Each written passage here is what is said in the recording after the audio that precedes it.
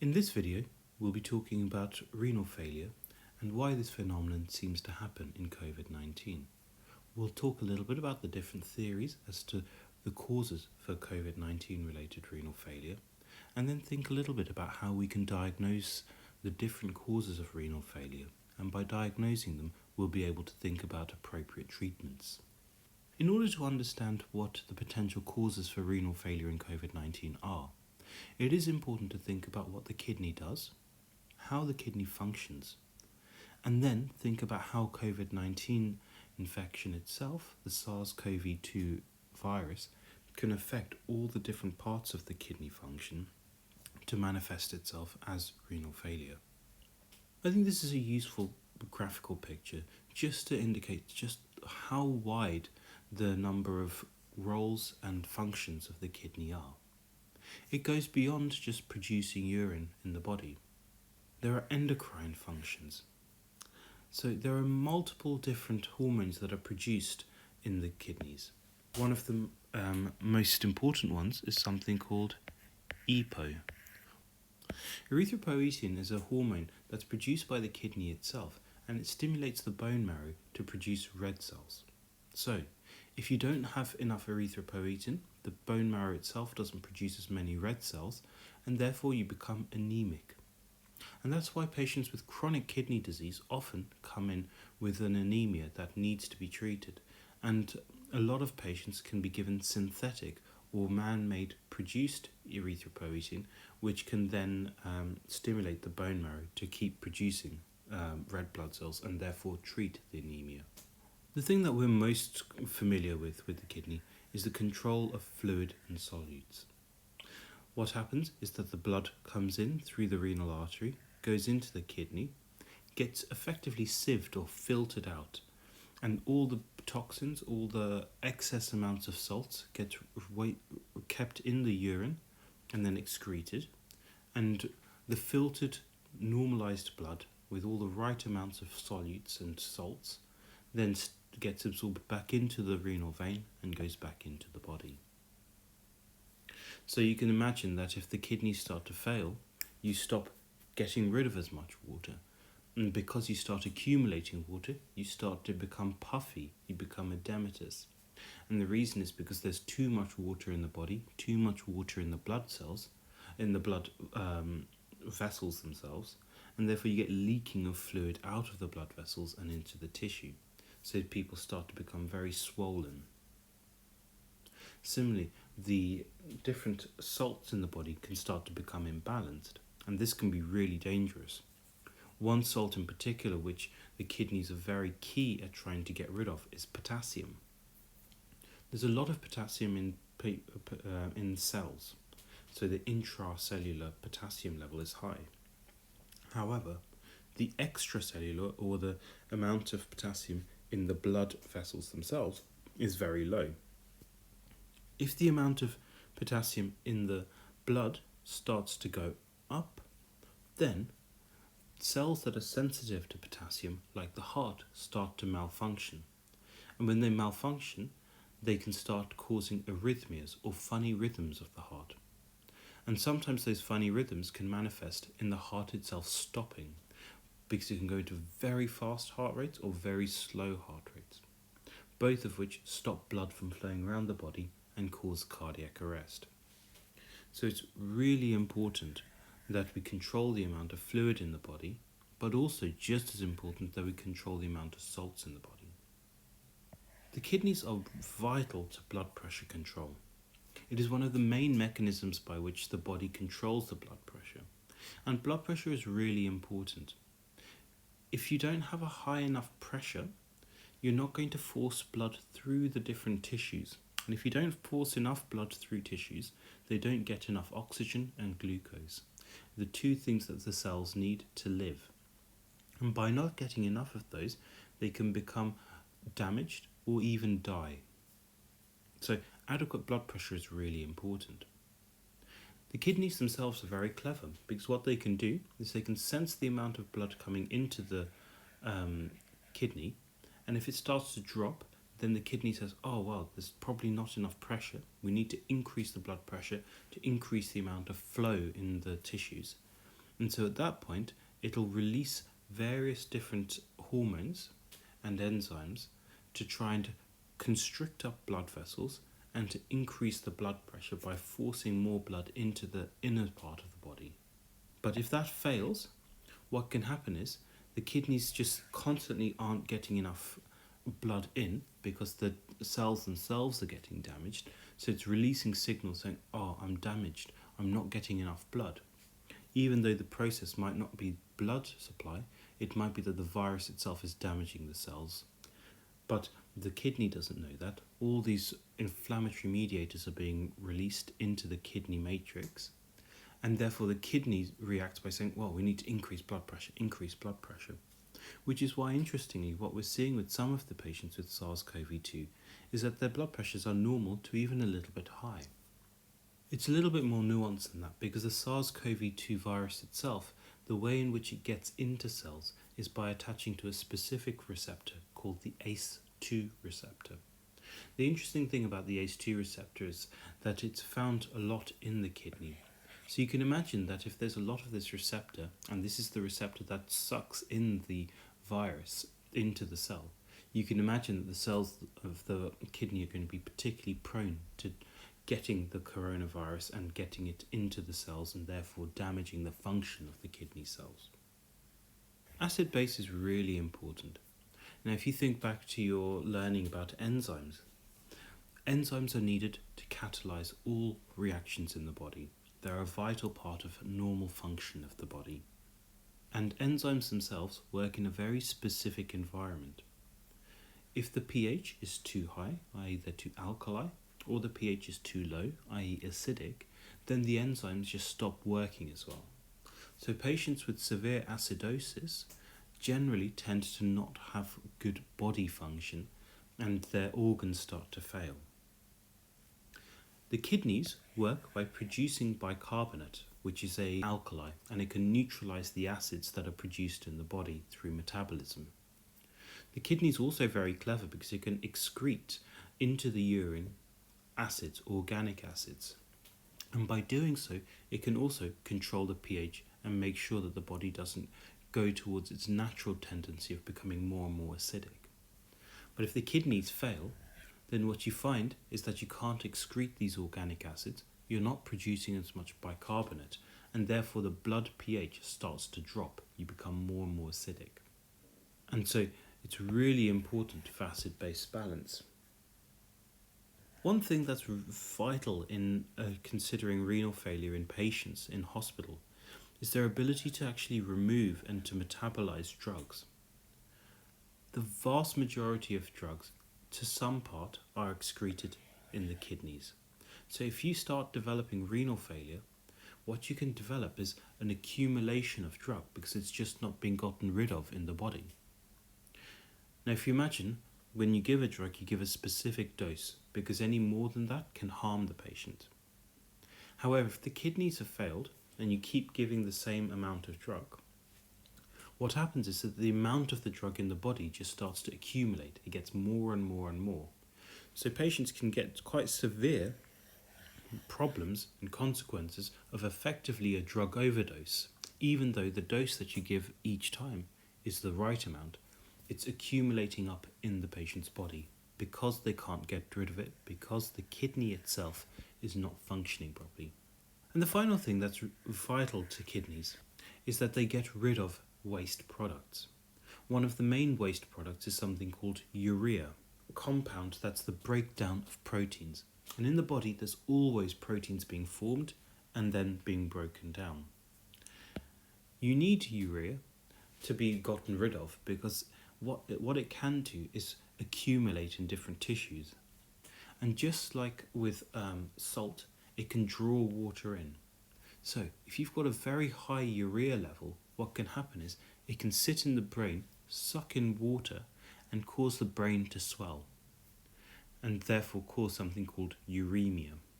It can also cause swelling of other organs, and you can get movement of fluid into spaces like around the heart and around the lungs. In doing so, you can cause worsening of patients' function. You can cause patients to become more and more drowsy as the brain gets swollen, to the point where they can become unconscious. So it's important that the urea is removed as much as possible.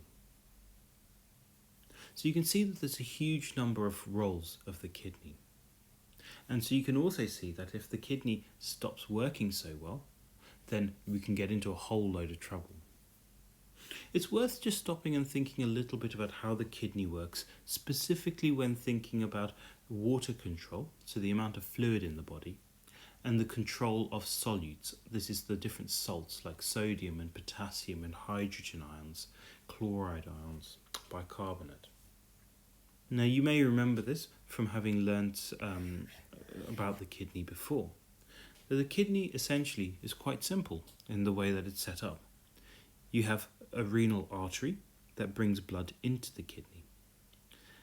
And then that's got all the waste products of things like urea. It's got the acidic blood that needs to be filtered out and made more alkaline. So that comes into the kidneys, and then it gets filtered out. And then once it's filtered out, the filtered blood then comes out as the renal vein. If you zoom in on what's happening at this point where you're actually getting the filtering, you've got a couple of different structures. You've got the renal artery coming in, and then in here you've effectively got a sieve. What it does is that the arterial blood comes in, and if you imagine the arterial blood, there's water, the plasma, and then there's lots of proteins. There's things like red blood cells and albumin. What the glomerulus does is it basically sieves out all of the fluid. So the plasma comes out, but it keeps all of the cells inside the blood vessel. So it's like wringing a piece of cloth, a wet cloth. If you wring it, all the water comes out, but the cloth itself still stays there. Now that water then goes through a whole variety of apparatus. So this is one continuous tube. This is the glomerular capsule, and then it goes into the proximal convoluted tubule, then it goes into the loop of Henle, and the distal convoluted tubule. All the while, through this process of it going through this apparatus, all of the good stuff, the salt, the water that the body needs, gets absorbed back into the veins. So you see this venous plexus here. This is absorbing water and solute as it needs to. And then what's left in here is all the concentrated waste stuff. So any drugs that need to be got rid of, urea comes in here, and any excess water stays in the loop of Henle. So only clean plasma, that is the exact right amount of plasma that you need, gets absorbed back into the renal vein. And anything left over moves into the collecting duct and then gets passed out as urine. Now, why are we talking about kidney disease at all? Well, 1 in 5, that's 20% of patients who come to intensive care require some sort of support for their kidneys because they develop severe renal failure. This is really bad. You can see how many functions the kidneys have, and in SARS-CoV-2 infection with COVID-19, the kidneys just aren't functioning well. And so you can see that on top of the virus causing problems in the lungs, which we all hear about, it causes problems in other organs as well, and the kidneys are a main source, 1 in 5 patients in intensive care. But the cause itself is not clear. And there's a few theories. And in the next few slides, what we'll do is we'll talk a little bit about the potential theories of how SARS-CoV-2 infection, COVID-19, causes or potentially causes kidney failure. Now, in order to think about renal failure or kidney failure, we need to divide it up into different parts. And the easiest way to divide it up is talking about pre-renal, renal, and post-renal disease. Pre-renal meaning anything before it gets to the kidney. So if we cut off the blood vessel here, then there's no blood getting to the kidney. Then the kidney might be working fine. It might be able to excrete the urine out, but there's not enough blood getting to the kidney. So before the kidney, there's a problem. It could be something problematic with the kidney itself. As I said before, there are receptors in the kidney that the virus can attach to and move into the kidney cells. So if the kidney cells themselves are getting infected by the virus and causing damage to the kidney cells, then the kidney might not be working. So in that case, there's enough blood getting to the kidney, there's enough pressure of blood getting to the kidney to perfuse it, but the kidney cells themselves aren't functioning well. And finally, there's the post-renal. This is where blood just isn't coming out and into the bladder. It's being blocked off, and so you're going to get backing up of urine in the kidneys, and therefore that back pressure causes the kidneys not to function so well. So let's talk about each of these in turn. Specifically when thinking about SARS-CoV-2. Let's first of all focus on blood clots. If you remember from the last talk where we talked a little bit about why patients become hypoxic, their oxygen levels drop in SARS-CoV-2 infections with COVID-19. We said that one of the causes, the L phenotype, is because there are blood clots developing inside the small blood vessels in the lungs. Well, if it's happening in the lungs, it's fair to say that it might be happening in the kidneys too. And if there's blood clots forming, then not enough blood is going to get into the kidneys or inside the glomerulus, inside the small capillaries there. If you're getting blockages, blood isn't going to be filtered out as well, and so the kidneys just aren't going to be doing their filtering as well as before. So it might be partly related to blood clots. But there are other things. As I said, there are lots of this ACE2 receptor around, and one of the places that the ACE2 receptor is expressed is in blood vessels themselves.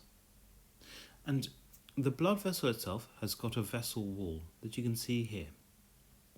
And if you get infection of the vessel wall, it will start to inflame.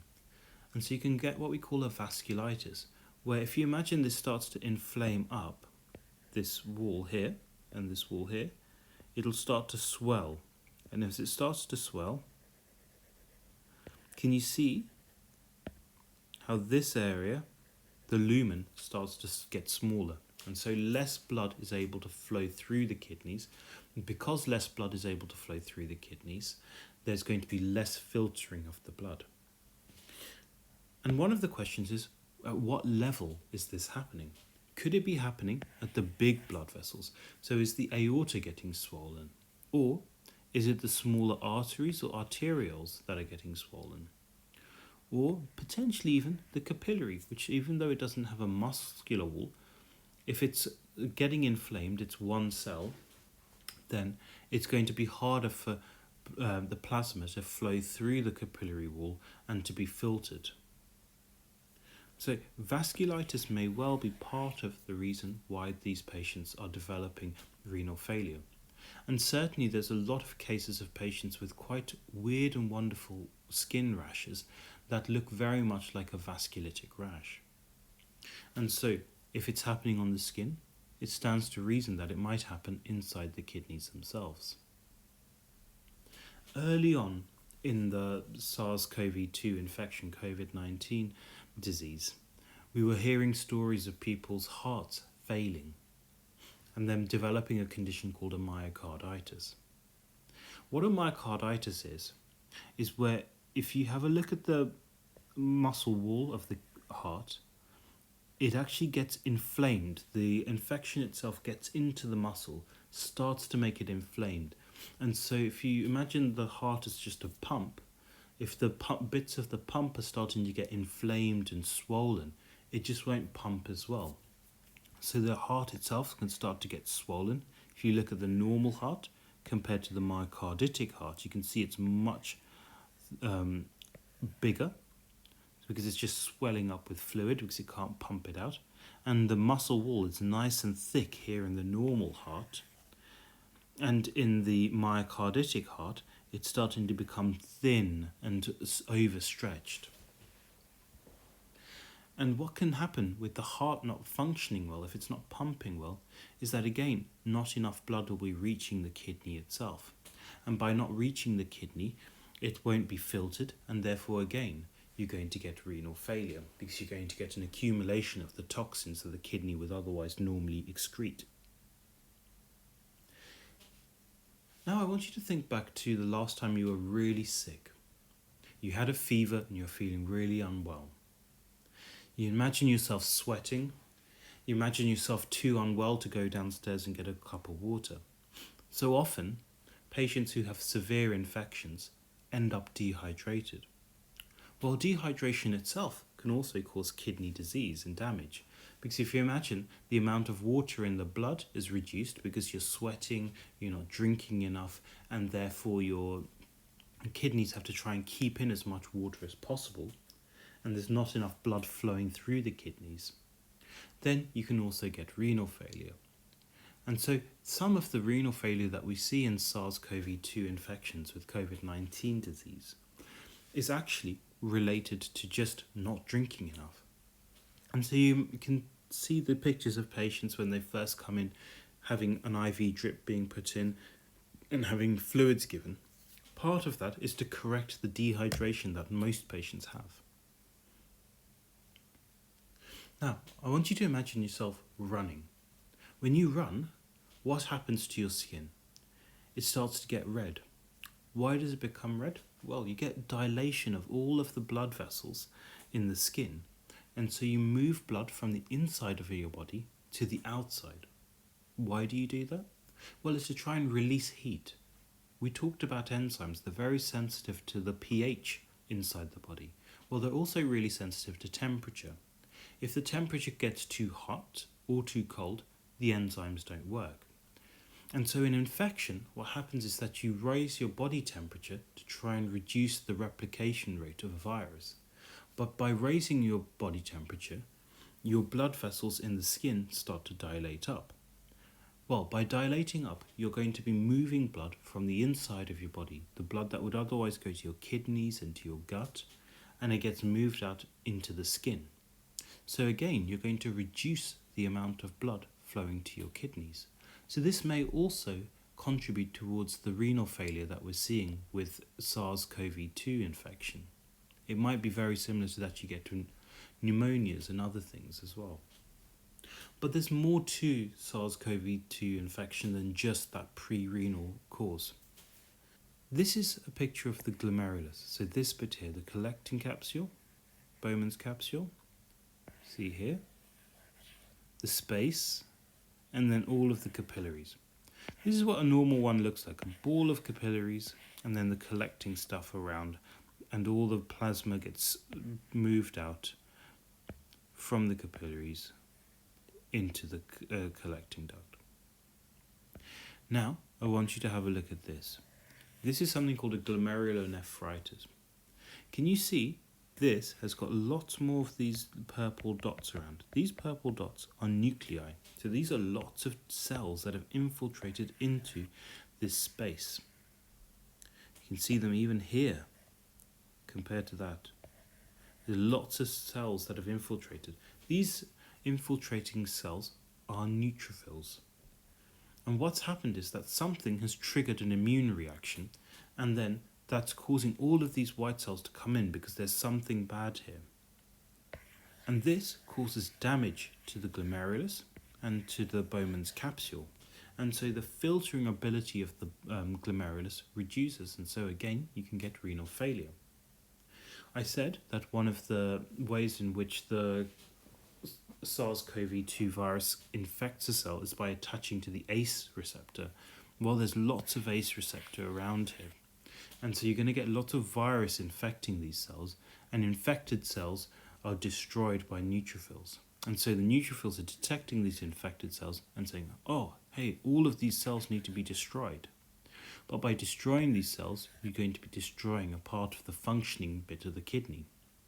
And so that may also be part of the reason why these patients are developing renal failure, because the virus itself is infecting the kidney itself. Now, we've talked a bit about blood getting to the kidney itself trying to filter out the blood and becoming inflamed as it gets infected by the virus. But you can also get blockages of the ureter. So this is the thing that takes the urine that's been made by the kidney and moves it into the bladder, and then you pee it out. That can happen for a number of reasons. If you imagine you've got a lot of inflamed tissue inside the kidneys, it's going to start to slough off, just like if you imagine you've got a scab. The scab, after a while, just starts to break up and fall off. But in the kidneys, what happens is it breaks off and then goes into the ureters, so it goes in with the urine. And if you imagine you've got big, thick bits of tissue that are just falling off, you can sometimes get them to block off these areas. And by doing so, it can cause backing up of urine into the kidneys themselves. And then, by causing that back pressure, it just stops the functioning of the kidneys, and so you can get worsening of your kidney failure. Even though the kidneys themselves might be improving, that back pressure is causing them to not function as well. So now, let's think a little bit about a case. This is a real life case of a man who came to intensive care. He's a 59-year-old who came in with 6 days of fever and a cough. He presents to A&E, and his GP had done a swab and it showed that he had COVID-19. He had no other medical problems, completely fit and healthy. He had a heart rate of 120, so you can see that he was beating fast. His blood pressure is slightly low, it's 90/50. He's got a respiratory rate of 30, and his oxygen levels are 85% on air. Normally, we'd expect about 94 to 96%. So you can see he's hypoxic, so there's not enough oxygen in his blood.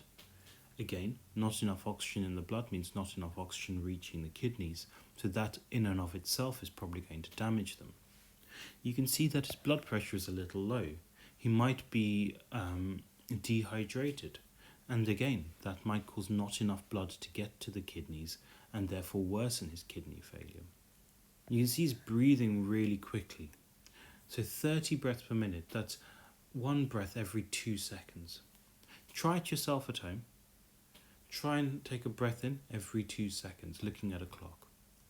The normal person at rest breathes between 10 and 12 breaths per minute. So it is massively increased. We do some blood tests, and the blood tests show that the kidney function is not working so well. There's accumulation of toxins, and the salts themselves are starting to go awry. I have a few questions for you to work on that we'll go through the answers in the next presentation.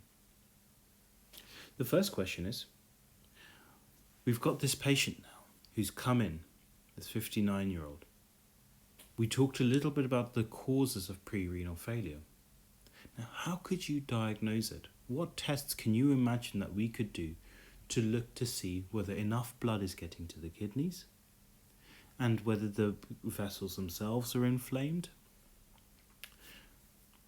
What tests can we do to look at the intrinsic kidney function? How can we tell whether the kidney tissue itself is infected by the virus? How can we tell whether the kidney itself is just not functioning well? And how do we look for blockages in the kidneys? How can we find out whether the problem is that there's not enough urine getting out of the kidneys and it's causing back pressure? Think about what tests you could do.